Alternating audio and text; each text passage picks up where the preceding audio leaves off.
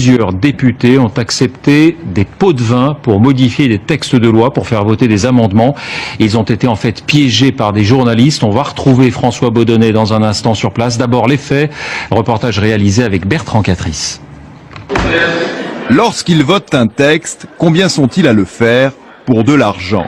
Depuis que des députés se sont fait piéger par des journalistes du Sunday Times, la question taraude l'hémicycle européen. Moyennant jusqu'à 100 000 €, 4 eurodéputés ont accepté de déposer des amendements. Pour Adrian Severin, le vice-président des élus socialistes, la vidéo est accablante.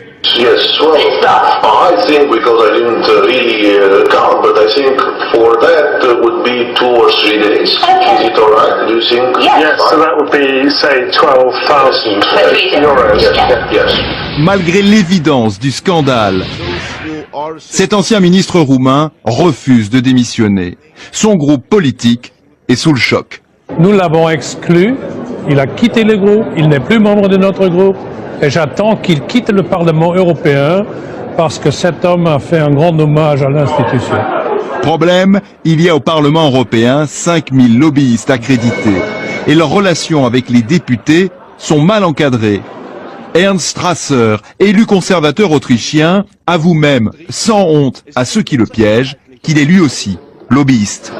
If there is it's possible to be under the undercover, it's much more better. Moi, je vais proposer demain que l'ensemble des cartes des lobbyistes soient retirées. Il faut refaire une sélection. Et le député doit signer pour chaque lobbyiste qui rentre dans ce Parlement. Avant d'éventuelles perquisitions, les bureaux des eurodéputés incriminés viennent d'être mis sous scellé. Ils sont gardés 24 heures sur 24, une première dans l'histoire de l'institution. Bonsoir François Baudonnet, on vous retrouve donc en direct. A-t-on une idée de l'ampleur de ce scandale? Autrement dit, s'agit-il de quelques brebis égarées ou d'une pratique répandue? Alors c'est toute la question, hein, bien sûr, et honnêtement, ce soir, personne ne peut répondre. Alors il y a quand même les chiffres. Les journalistes du Sunday Times disent avoir proposé de l'argent à une 60aine d'eurodéputés.